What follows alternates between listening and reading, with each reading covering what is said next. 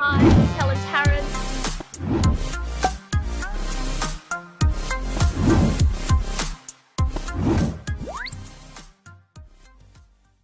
Hi there, this is Helen Tarrant, Commercial Property Roadshow, and welcome to the final of the 3 series of the different types of property deals and what will be right for you. Now, at the end of this, I really want you to have a think about what is the right commercial property deal for you. Maybe you need to go back and rewatch episode 1 and 2 so that you get to see which one's right for you, because this really helps you with your strategy. If you can't service a property, then you might want to find out that first one will be better for you, because the property services itself. If you can service and you're working and you're totally happy to do an uplift deal, then the second one or the third one is good for you. So it's really about having the right mindset, but also being able to service the deal, because sometimes you need to do a cash flow deal before you do an uplift deal to move forward. There's endless possibilities in commercial property, and if you want to, and you probably do need this, is to get a really deep dive into your current situation and work out what is right for you and how you can move forward from the deal 1 to deal 2 to deal 3, because deal 1 sets you up for deal 2, and then you can leverage off the deal 2 to get into your third deal. So in order to find out more about that, and if you want me to help you, go to helentarrant.com. There's heaps of stuff on education. Check out my podcast. But in the meantime, reach out to me and we can jump on a strategy call, and you can find out more how all those 3 different strategies apply to you. So I'll see you in the next episode and after this, so I can help you debrief the 3 things we've just done. This one's across the road from 266 is 268, but significantly different, this property. Talk amongst yourselves for a second.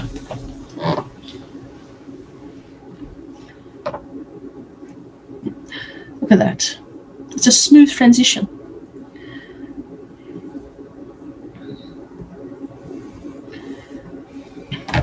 All right. So we have 268 Charters Towers Road. I'm sure on a Google you can almost see that how close they would be together, but significantly different type of property. So this type of property is significantly different because it has 2 laneways. It's on a corner as well, but it's got rear lane access compared to the other one who don't have not rear lane, but the other road access, to dual road access. The other one doesn't, just turns into the parking. This one has dual road access.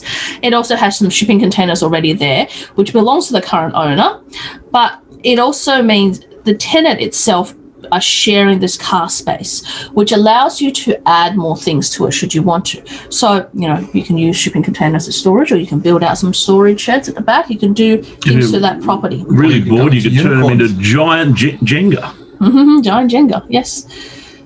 So let's just have a look at this property itself. So what do the tenants do? Okay, so this is a little bit interesting. That wasn't asked for the audience. I don't actually know. Okay, so there's 3 tenants in there. Yes. And we can see that it's on a corner site. I'll just put that in.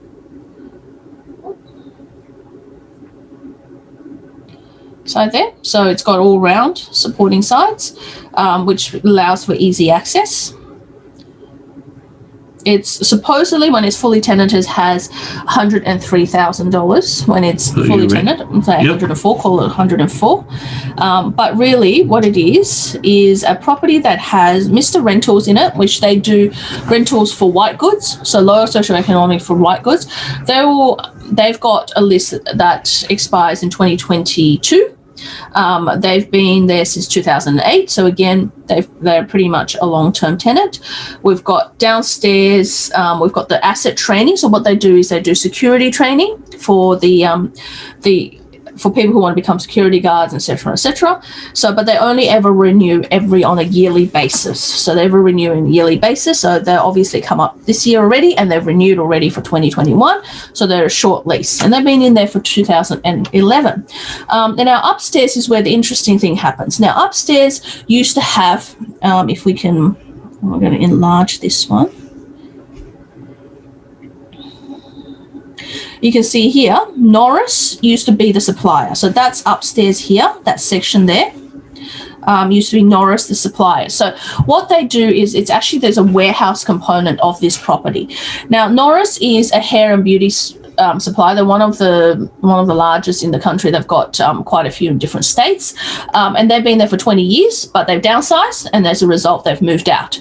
The property itself upstairs is 409 square meters, so you can see that is quite large. And while the vendor is guaranteeing, a $58,000 in terms of a rental guarantee, the way that the bank will look at this is that the rental guarantee in this current market is not something that they would value.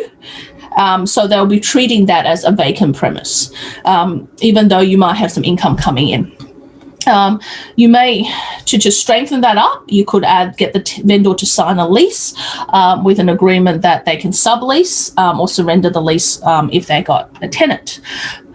This property also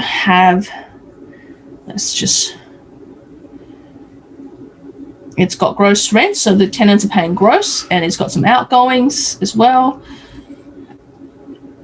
And we can see the way that it's got on the side. One of the unique things about this is that it has on the side this roller door access. So you're able to do roller door access to obviously Mr. Rentals, but also roller door access to unload for upstairs as well for the warehouse type tenant, which makes it valuable for that area. So, is there a Mrs. Rentals? And we've got some access at the back as well, so that makes that property unique. So glad that you crack yourself up. I do. So let's have a look at the value of that property. The valuation on this property is $425,000. So it's interesting because it's $425,000 in terms of the valuation, which means that if you were to buy in an entity, you actually have some land tax to pay on this property. And you will probably most likely, if you were to buy, maybe split it into two entities or hold it in individual names, which means that you get a $650,000 in threshold, which means you don't have to pay land tax. So that's some options there. There is the insurance cover and the land valuation as well, $430,000 there. Okay, so this property itself, I'm just going to take this back.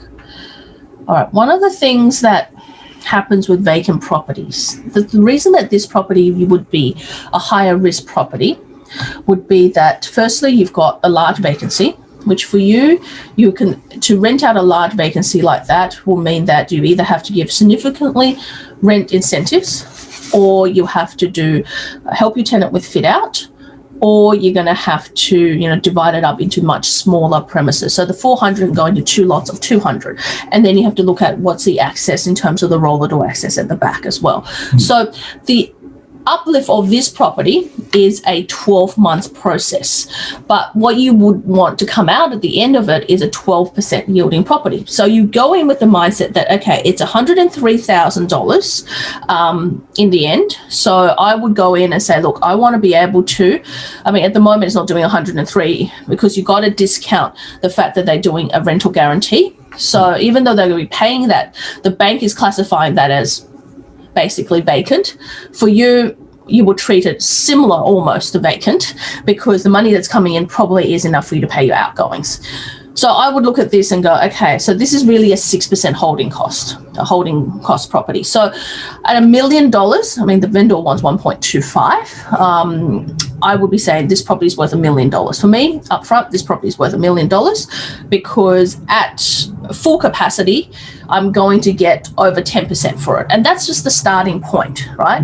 Because at the back, I could build some storage. I have a possibility of renegotiating the rent with the people downstairs because it's been indicated. And I suppose a lot of the times when a property is like this, when it's a little bit run down, it has a vacancy, you'll find that similarly the tenant downstairs are not paying also market rent as well. So some rental increases.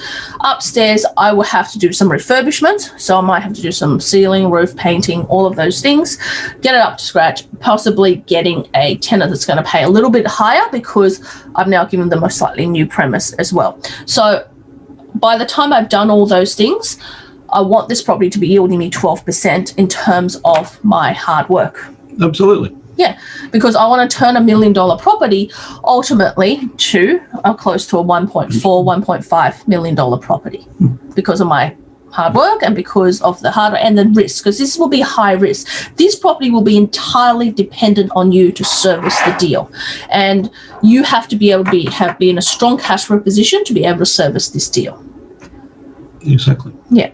So I mean, we sometimes term these as value add. Yeah. You've got to add value, whether it's coming from working yourself to negotiate leases through vacancies and through longer terms, or value add through actual construction and going in and actually fixing the property. It's a value add proposition. But the mindset going into this is that you negotiate on the price, right? You can negotiate the price and then you take all the faults with it. So it's not like negotiate on the price. Oh, whoops, the roof still needs to be done. The floor still needs to be sealed. Oh, the back driveway is not done properly. Can you fix that? You don't. No. You go in there and go, this is my upper limit. And there's properties like this, or pretty much there's properties like this that's underperforming and littering around the place. But it doesn't mean that you're going to be able to get it for the price you want. So sometimes if you're looking for a property like this and this is in your risk profile and you can handle this and you can handle not having positive cash flow, remember this property is not going to give you positive cash flow from day one. It will in 6 months. Yeah, it'll be close. It's still giving you $75,000 even in the beginning, so it'll still be close. But by the time you take your outgoings and what you need to put back into the property, it'll probably be neutral. So I would say, if you're going in there, you have to be able to work, cash flow yourself into this, and with the aim that in 12 months' time, you're going to get an equity uplift and a positive and a cash flow uplift. And that's sort of the result of your hard work. Yes. But you've got to go in there with the mindset of, this is my top level. If it's $1 million, I might start at 900, and a mil is where I get to. If they don't do the deal with a mil, I'm going to walk away. I'm going to find another deal like this, do the negotiations. And sometimes it can take 3, 4, sometimes even 10 bashes at this before we find the one deal. They go, this is right. They're willing to sell. It's too hard. It's a headache. Let's just get rid of it. Deceased estate, family fighting, whatever it is, right? Roof fell off. Yeah, whatever. So because there is no, you take at fault at all. Yes. It is not going to be a set and forget like the first one. It was never meant to be that deal. And you have to be extremely have to be able to tolerate that risk. You have to be able to sleep at night going, all right, I've got a vacancy that potentially is going to be 6 months, could be 12 months, and I'm okay with it. What's it all? Yeah, you have to be the guy who gets on the roller coaster at the theme park. Yeah. And also you have to say, well, one day I'm going to make it a set and forget for someone. Yes. And someone will buy it from me. And that is the ultimate goal, is that you take something like this with all the warts and you iron it out, and you make it like the Adalia, where it's set and forget, pristine, everything's ticked off, and then you sell it. To somebody who wants a core property with a property that set and forget that you've done all work for. Yeah. And if you can bring yourself to sell a 12% property. Yeah. Because that'd be a damn hard decision. It will be a hard decision. But if you're needing next lot of deposits, then you would want to sell this property because you want to extract the full amount back, break that into two, do 2 deals like this, and that's how you snowball your portfolio forward. And it is not for the faint-hearted, deals like this, but once you get to this level and you're doing this type of deals, we find that investors do get addicted to this kind of deals, and they particularly look for that type of deals, and they do it and continue to do it, especially if they've got a lot of Adalia type deals in their portfolio that's giving them $100,000 or $200,000. They can do this deal going forward. It's the old monopoly, swapping 4 houses for a hotel type scenario. And it's really about building, like earning your credentials along the way so you can build up to this. If you jump in as the first deal, and a lot of our clients come through and they go do their strategy session, they go, we want this deal. I would say, well, no, you're not. This is this deal. And they look at it and went, oh, wow. We actually just want like an Adalia deal, but like it's got land at the back so we can build in the future. And then it's got this and then it's got this really great tenant with 6 years and stuff like that. And I'm like, well, yeah, so does everyone else. But the thing is, if your tenant is occupying the full of the land, you can't get access to it anyway. They're there for 6 years, right? You're not going to be able to get the uplift. if you buy a set and forget deal. That's just the way it is. So the deals are in your portfolio to fundamentally do different things. The mindset going into it is very different. If you want to be able to sleep at night, you want to build your portfolio and have a level of security and know that your tenant's going to pay rent and you're going to have that cash flow coming in and out of your portfolio every month, then a Dahlia deal is for you. You want to build out a portfolio, you want to go and do more things, you want to do more resi deals, that's the deal for you. If you don't and you go, okay, well, I've got enough cash flow. I'm happy with this cash flow. I'm happy to work. I want to be a little bit more adventurous, then perhaps 266 Charters Towers Road will be right for you because it takes a little bit of patience. You could fund it if it was, you've got enough cash flow. If they had a vacancy, there was not much you can do. You just put a new tenant in there. But if you're going, well, I'm really willing to get my hands dirty. You know, I come from a development background. I come from a background where, you know, I do property flips all the time. Then this deal could be right for you. But you got to know that you wear the risk, and you have to be able to tolerate that. And you can't go through it going, oh, I want them to fix this and this, because the answer for that is no. They're not going to fix all of it. You take it as you see it. Yeah. And the negotiation style is fundamentally different through all three of them. Oh, of course it is. Yeah. Yeah. So it's like buying a used car. Well, it is. You takes what you get. Yeah. Hi there, I'm back again. So you've seen now number one, set and forget. You've seen the partial uplift and now you've seen the full uplift. Now you know that through this process, you're going to have different kind of money that needs to come out. So the first one, when you look at a set and forget property, you know that all you need to do is come up with a deposit, pay the stamp duty, and the property just sets and forgets. The second property, you're going to be able to need to service it. Obviously, you still need to have the deposit and the stamp duties and all the outgoings to make it work. But all you need to do is service it, and then you just spend some time tweaking the property because the cash flow is already coming in enough to support the property and give you positive cash flow. So you can use that positive cash flow to increase the value of the property. Now, when you get to the third one, it becomes complicated because the bank at this point don't really like, like vendor rental guarantees or things like that. They don't see that as stable as a lease. So what will happen in that case is that really that property is not only depending on you servicing it, but depending on you spending a large chunk of money to increase the value of that property. So you've got to do your due diligence around how much exactly that's going to cost and what's your uplift and whether that's worth it. And typically the third one, most people will do a flip, which is what you've just seen. So they basically buy it, do it up, and then sell it as a complete property for someone who wants to get into a set and forget type of property with multiple income. So there's many different strategies in commercial, and whatever you do in residential, you can do in commercial. The multiplier effect is actually larger, and you can actually create some really good not only chunk deals where you're getting equity and you're getting that chunk deal money to do the next deal, but also really good cash flow that will help you propel you forward for the next deal and deal so on. So I really encourage you to really think about your strategy, because with every single commercial property, it's about your strategy. Think about your strategy, think about what you need and what is the magic figure that really is going to get you to financial freedom. And if you need my help, go to helentarrant.com, reach out to us, and let's jump on a strategy call. In the meantime, I look forward to seeing the next episode. Don't forget to subscribe and hit the bell. Bye for now.